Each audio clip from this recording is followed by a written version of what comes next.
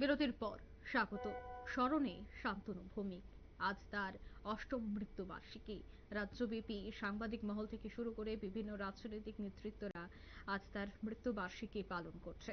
শহীদ শান্তনু ভৌমিকের অষ্টম মৃত্যুবার্ষিকী শহীদ দান দিবস হিসেবেও পালন করেছে বাম সংগঠনের নেতৃত্বরা। আজ দেখা গেছে সিটি সেন্টারের সামনে ডিওয়াইএফআই জিরানিয়া মহকুমা কমিটির উদ্যোগে একটি কর্মসূচির আয়োজন করা হয়েছে, যেখানে একে একে প্রত্যেকেই শহীদ শান্তনু ভৌমিককে শ্রদ্ধা জ্ঞাপন করেছেন।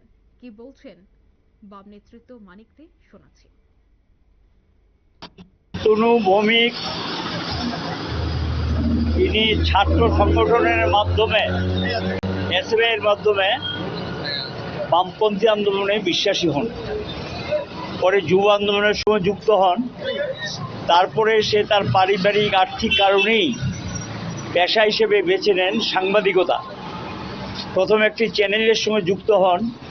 ওখানে সব দক্ষতার সঙ্গে কাজ করার পর দিনরাত চ্যানেলের একজন সাংবাদিক হিসেবে আবার নিজেকে নিয়োজিত করেন।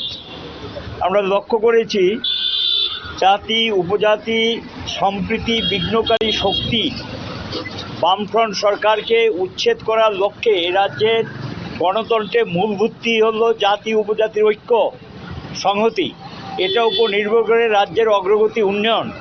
এই অগ্রগতি উন্নয়নের যারা শত্রু, এই সম্প্রীতির শত্রু, তারা একসময় চম্পকনগরে তারা রাস্তা রোকো আন্দোলন করেছিল আইপিএফটি, এবং এই রাস্তা রোকো আন্দোলন শেষ হওয়ার পর এরপরে জিরানিয়া মহকুমার বিস্তীর্ণ এলাকায় হুমলুঙে বহু ঘটনা তারা সংঘটিত করে।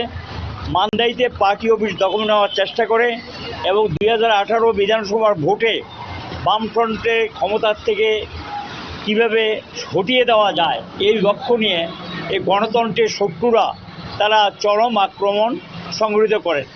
মান্দাইতে সেই দিন পার্টি অফিস দখল নেওয়ার জন্য তারা উদ্যোগ নিয়েছিলেন। আইপিএফটি দল রাস্তা রোকো করেছেন এবং সেখানে জাতি উপজাতির যে সম্প্রীতি ঐক্য বিঘ্ন করার চেষ্টা করেছেন। এই পরিস্থিতিতে সাংবাদিকতার কাজ করতে গিয়ে দিনরাত চ্যানেলের শান্তনু ভৌমিক এর আগেও সেই ঝুঁকি নিয়ে অনেক কাজ করেছেন। তাকে একবার আমি নিজেও বলেছিলাম যে চরম ঝুঁকি নিচ্ছ, ওই বরমুড়াতে যে খবর সংগ্রহ করার জন্য রাস্তা রোকোর জন্য গিয়েছেন।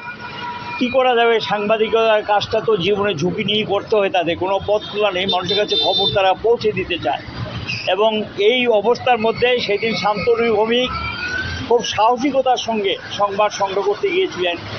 যারা এই সঠিক সংবাদটা মানুষের কাছে প্রকাশ পাবে, তাদের এই সমস্ত চেহারা, নগ্ন চেহারা মানুষের কাছে প্রকাশ পাবে আইপিএফটি দলের, তখন তারা গিয়ে সেখানে আমরা লক্ষ্য করলাম যে তাকে নৃশংসভাবে টেনে হেঁচড়ে নিয়ে খুন করা হয়। তার সমস্ত যে সংবাদের যে সমস্ত সেই আপনারা শুনলেন বাম নেতৃত্ব মানিক দের বক্তব্য। খুন করা হয়েছে শান্তনু ভৌমিককে, নৃশংসভাবে খুন, ঠিক এই কথাই কিন্তু আজ তিনি সংবাদ মাধ্যমের মুখোমুখি হয়ে বলেছেন।